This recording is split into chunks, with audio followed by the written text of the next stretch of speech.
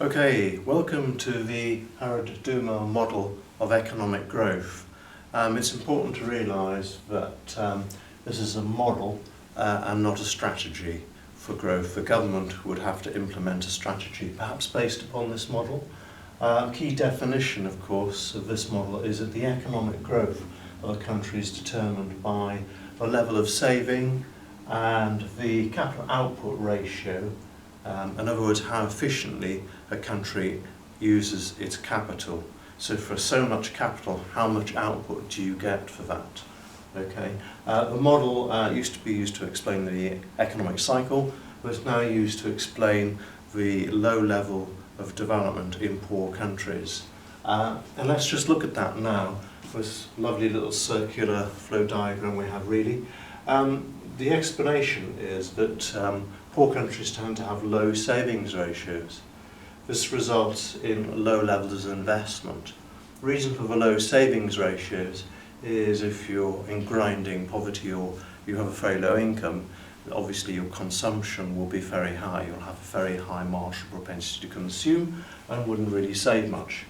Investment is often not very efficiently undertaken because of a poor banking system, a poor financial system that doesn't translate any savings there are into efficient investments. So we have a low level of saving, a low level of investment, a low level of capital stock, and therefore a low level of output of GDP, and therefore income remains low.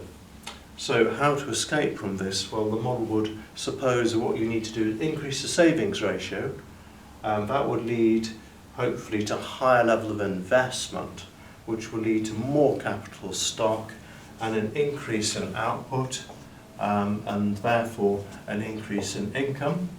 Okay, so you'd have a higher standard of living, depending on the distribution of that income. More savings, more investment, more capital stock, more output, more income, basically. We'll look at the problems though.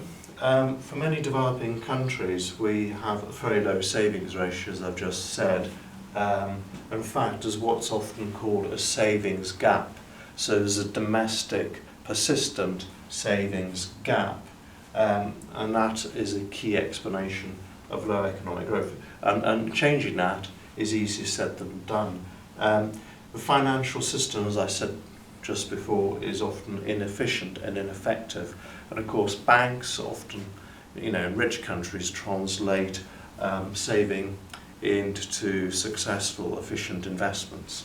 But a financial system is often embryonic and needs development. Thirdly, research and development is often underfunded, perhaps leading to an inefficient use of capital. Unless you've got catch-up growth perhaps. And lastly, you could make up for this by externally borrowing from other richer countries, or perhaps then you'd have the problem with tied aid, and certainly you have a problem with repayment problems later on. So this is a sort of critique of this model, a simple critique of the model. You can express the model more mathematically for those who like a bit of maths, not essential at A level, but useful. And basically this very simple equation is a way of putting the model that the rate of growth depends on the saving ratio divided by the capital output ratio. So just give an example. If, say, we had a capital out ratio of 2, so £20 capital provides £10 output a year, then we've got a capital output ratio of 2, which is pretty good. 10% savings ratio divided by 2 gives a 5% growth rate. However, our capital output ratio is worse. Say you need £50 capital to get to £10 output, then you've got a 10% savings ratio, for example, divided by 5 equals 2%, only 2% growth. So you can obviously see from the equation, any increase in the savings ratio, say we double the savings ratio there to 20, then we're obviously going to get a 10% increase. We're going to get 10% output, 10% economic growth. So any increase in the savings ratio is good.